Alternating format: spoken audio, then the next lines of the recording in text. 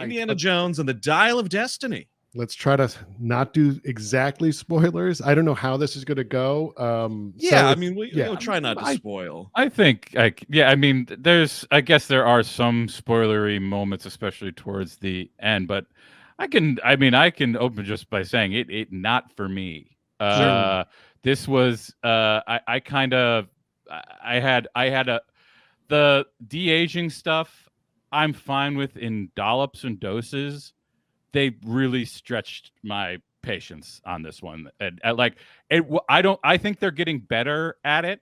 Yeah. But I also am like the cold dead eyes. It just it hits me every time. The thing is, I thought the opening sequence, which is the de-aged Indiana Jones, I thought was quite riveting, except for whenever he talked or did anything too close up. It kind of looked weird. There's a reason this takes place. There's the reason this place takes place in the dead of night. Yes. And I think, obviously I would rather them not do CGI. I'd rather them get a stuntman to double for him or something. Yeah. But it's a train sequence. It was kind of giving me vibes of the opening of The Last Crusade. Mm-hmm. I mean, I think that what's funny is like that part I thought was pretty fun. And I thought it kind of suffered from a real soggy middle for me. Okay. Yeah, that too. I mean, I don't think the thing that I can't say the thing I really like about this movie, because it is the twist towards the very end. Sure. Not the twist, a reveal, I guess.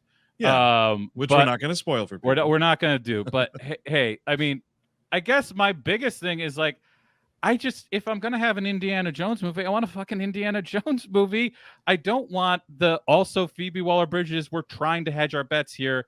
This is kind of another movie that you might like instead. Yeah, all right. So I'll jump in here and say I clearly like this much more than the two of you did. And I disagree with that. I think they are equally teamed. I found her to be a welcome addition because it's a fucking character. Like, she's complicated. She has her own motivations. She's funny. I mean, I think Phoebe Waller-Bridge is funny in general. If you don't, if you're not like a Fleabag person or whatever, like maybe her, sense of humor doesn't, work with you, which is totally fine. I never saw Fleabag, but I kind of liked her here. And I think the thing is, it's like Indiana Jones is traditionally pairings, right? I mean, Marion in the first movie, Short Round and Kate Capshaw in the second, and then of course the father in the third, and then the fourth with Mutt. And this is the thing is, no matter what, this is better than Crystal Skull, I think. Anyway, what do you think about that, Chris? I'm curious your opinion. I think it's a switch off. I think they're about as bad as each other, but here's the difference. The Spielberg directed the one, so it's well directed. Everything was clear. I could see what was happening. I had no point like being like, why is this shot like this? What is going on? Like, but everything that was happening was stupid. The script sucked. Yeah, the script was terrible. So now we have a better script, but the filmmaking sucks. I like James Mangold. I'm a big Mangold. Copland is very good. Logan is probably one of my top 5 superhero movies. Yeah. I don't think he's right for this. I think it's dark as shit through all this stuff because they have to do the CGI stuff. There is one scene where I almost screamed because I don't think I'm spoiling anything by saying there is a plane being chased by a motorcycle and the motorcycle is being chased by another plane. To me, that is a dramatic enough setup. And then they're like, how about if we make it completely look like shit with fake rain? Because it's not dramatic enough. It's not dramatic enough that that's happening. Fuck it. Put on rain that makes it impossible to see what's going on and look like shit. So a little murky is what you're saying. And this is a trend that is not really beholden to Indiana Jones. Like, it's everywhere. Seen it, exactly. It's House of the Dragon, Solo. Like sucks. Everything is murky now. Yeah. Yeah.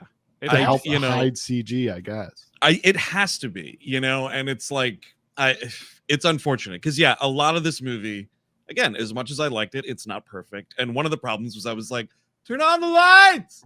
Excuse me, you turn on the light. Like, there's so much of it, and not just the 20 minutes in the train at the beginning. There's a lot of shit where I'm like, man, somebody turn on the lights. There's even like they manage in parts where like it's Indiana Jones in his like downtown scuzzy apartment, and it's like the middle of the morning. and it's still kind of dark. And I'm like, what? He's got the shades open. Why is it this fucking dark in this apartment? So yeah, that's a big flub. I will say no spoilers about the state of Mutt, but I think that what it is winds up turning into one of, I don't know. It's a pretty powerful dramatic turn in the movie. I thought worked really well. And I think they do something with it as opposed to like, he's just off. He joined the circus. He's at Oxford studying. Sure. Like it's an actual thing that holds weight. And I was actually kind of surprised that it hit that sort of emotional level for me. Because there's only like, honestly, in the 4 other movies, the only time I think I felt something sort of similar is I thought I lost you, boy. Yeah. Like, that's kind of it.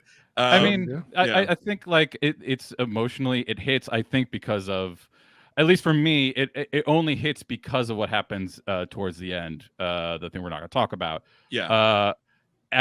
But like to the Phoebe Waller-Bridges thing, I think she's good too. I just don't. I felt no warmth between them whatsoever. I felt like they were just two people, and like. Part of that is what they're trying to do with the characters. Right, like, there's an adversarial sort of relationship. But like, I still need some kind of connection because of how they bring her up. Like, it's his goddaughter. I mean, I think that's in the trailer. She's his like you spend time with her father throughout this movie, more towards the beginning. And I just was like, I didn't feel any connection whatsoever. And also, when they tried to make the connection, Chris, like the flashback, I didn't need. No, it was terrible. No, let me tell you something about that flashback too. I was like, that was one of the there was a couple of worry points in the movie where I was like, they're doing this, and if X continues, yes, I'm going to be very worried. And that was one of them. It's not a spoiler to say that there's a single flashback scene in the movie, but I was sitting there like, oh fuck, is the structure of this movie drastically changed because we're making it in 2023 and like it's a different director and whatever, and different writers more or less, like what is going on? And thankfully it's the only one, which is both good and bad because it's not littered with them. So it doesn't fuck with the flow of the movie relentlessly, but also now it sticks out as a sore thumb kind of thing because like now it's the only, I mean, aside from the first movie that's, or the first part of the third movie that is this extended flashback kind of thing. And then you're done, which this movie does also, except for this little, look back, and I was like, fuck. But now it sticks out bad either way. I don't know. So it was a bad move to have that in there. It didn't heighten anything because they already talked, like they talk about the scene that you see before you see it. Yes. So then when you see it, you're like, yeah, all right. What's the got it. Yeah. I mean, it's kind of to reveal something about her father, but like really it doesn't add up too much in the whole of the movie. And also, I hate the opening, but if that is the end of the de-aging thing, fine. I will eat the shit. But like to have this one more, like, how about we do it one more time? Just one more time if I get you. And that's kind of weird because like I feel like not as de-aged, so they made him look like Crystal Skull era at that point. Aren't you just blown away that we can do this, Andrew? Aren't you just fucking? Aren't you shitting and pissing out of your fucking orifices because you're so excited about how we can do this now? Isn't that so great? Doesn't everybody fucking love this shit? Like, dude, do it. I fucking hate it. Like I'm always gonna hate it. The Tarkin stuff.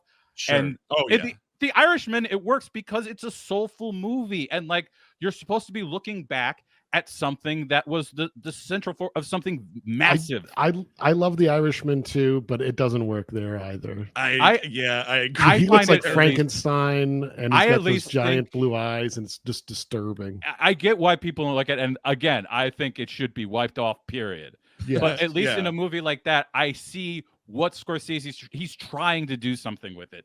This, I was just like, you're just trying to get the Spielberg magic back by going back to a Spielberg era.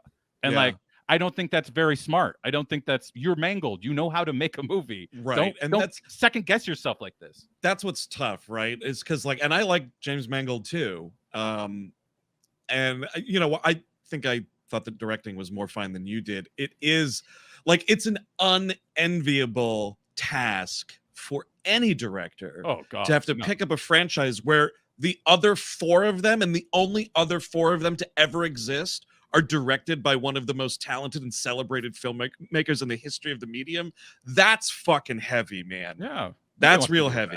Nobody wants to deal with shit like that. Like, that's why you have such a hard time getting like really good directors to just do these movies, is because they're like, I don't want to fucking do you see what I have to step up against? And like, I'm not allowed to change that much. Like, it would be one thing if they allowed them to actually play with the material a little bit, but they just want a retread almost every time. Was what they're looking for, is a retread. So like, they don't get to do anything. They don't even have to get to have fun. I mean, you're right, because this is the nostalgia cycle. Let's try like one last big swan dive with Indy. It's not like Mangold's got anything to do after this with the franchise. I imagine this will be the last. It better. Maybe there'll be it didn't do well enough, I don't think, for a spinoff with Fleabag or anything like that. But. Yeah, I don't know.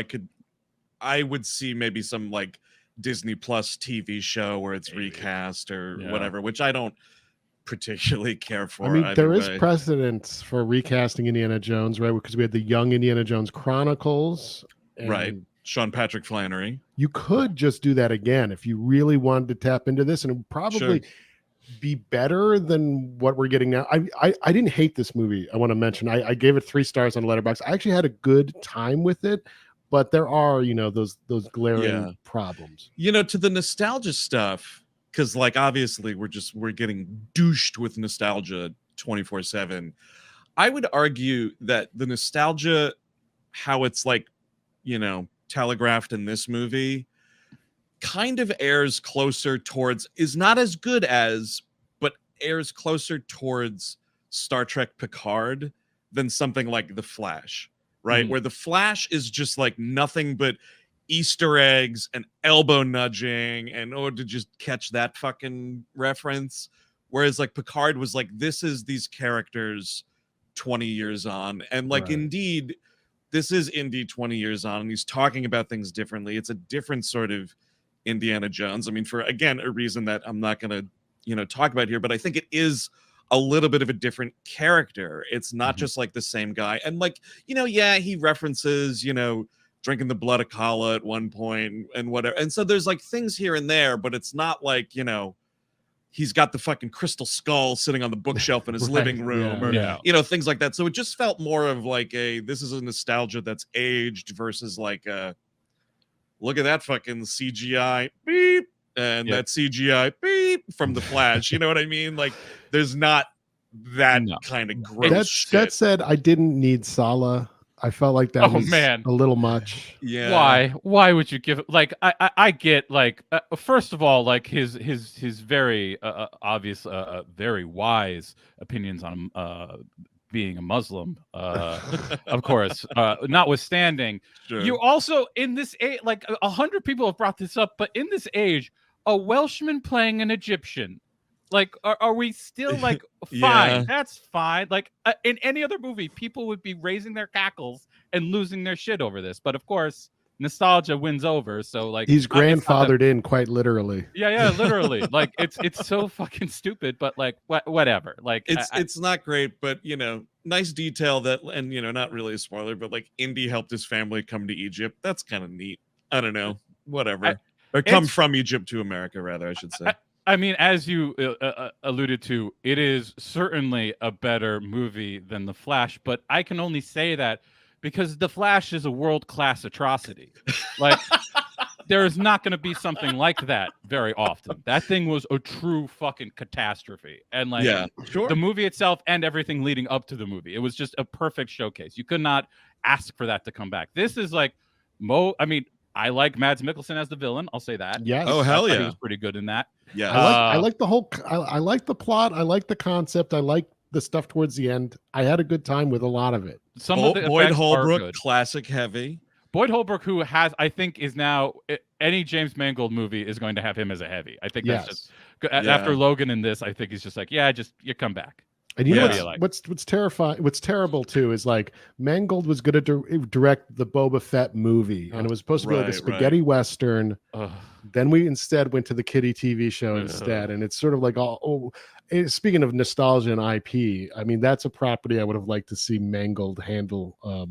But we got this, and it's not bad. Honestly, it's not too bad. because Boba Fett, there's nobody like you could say he has to step up into George Lucas's shoes, but it wasn't like Lucas was focused only on, and he's barely in the movie he directed. Like this would have been a place where he could have explore free reign and do what he likes to do. Logan, like what everybody says about Logan is that there are Western elements to it that people love, and that is where he does well. Copland also has Western elements. These are what he is good at. Like so we were why saying not before, let him do that? Just playing the World War II sandbox. I mean, Tarantino did it to critical acclaim. Of course. Have fun. He's not going to be Tarantino, but yes, I agree with you. Oh, man. Yeah, if this movie ended with, like, fucking Indiana Jones just taking a machine gun to Hitler's skull, that'd be great. That would truly be phenomenal. Carving a swastika into the forehead of Mads Mikkelsen. Absolutely. The thing about Mads also, to just harp on the fucking VFX again, you didn't need to de-age him for that train sequence. It's Mads Mikkelsen, dude. Like, just gray his hair up in the 1969 timeline, and that's fine. Like, you did not need to put a polish on that dude's face, because what happened there, because it was like more of a subtle one, like he kind of looks like how bad Kurt Russell looks in that second Guardians movie. Yes. Where he's just got like the fucking, Ken doll face. Yeah. It kind of looks like that with Mads, and you're like, oh man, just make sure like his hair's, dyed so you got all the gray out and everything, and you could do things. There's plenty of things to be done with this shit. It's just like the problem is like I look every time he's on screen in that first like 20 minutes or so. Yeah. Like it makes me itchy because I'm like, is that real or not? Like, you should be. You should, if it's gonna be fake, it should be obviously fake. Like I shouldn't be like, wait, what the fuck? Why does he? Wait, they should make it make. You're saying they should make it look worse? I would, or either just look like shit, or don't do it. I mean, just don't do it. But like the problem is like he just looks like a fucking character from the Last of Us video game. Like I just always am looking over and he's like looks half fake. I mean, guys, speaking of which, I rewatched Tron Legacy this past week. How's that hold up, dude? Honestly, really well. I thought it was excellent. I had so much fun with it. But it's 2010, and this is sort of the kicking off of de-aging, and we have with that de-aged Jeff Bridges, which I would argue actually works in the world of the computer world of Tron when he's Clue, because that's a fucking computer game. Yes, I could see he looks like a computer game, and that makes sense. Context. But the movie yes, but unfortunately the movie undercut itself by having a young de-aged regular Jeff Bridges in an opening sequence before we even get there. I forgot about that cold open. And that is the big glaring error of that movie. I did still really love it. I rewatched that and the first Tron, and I had a blast. Ooh, really good movies. You're having yourself a good holiday weekend. Just as a shitty, totally selfish, shameless plug, I decided to go long on Dial of Destiny on my website over at andrewjupin.com. Spoilers abound there, but did want to plug it because and I've said it elsewhere, I'm just as surprised as anybody else, but I had a lot of fun. I just kind of turned myself over to it, sort of warts and all and whatever, but there's warts, man. Don't worry about that. There's definite warts to be found. But I even find myself, now it's Monday. We saw it on Friday afternoon. I don't know. I'm still feeling good about it. I'm not regretting things I said there. So take it for whatever. But I know it's getting slammed a lot. I think it's fun.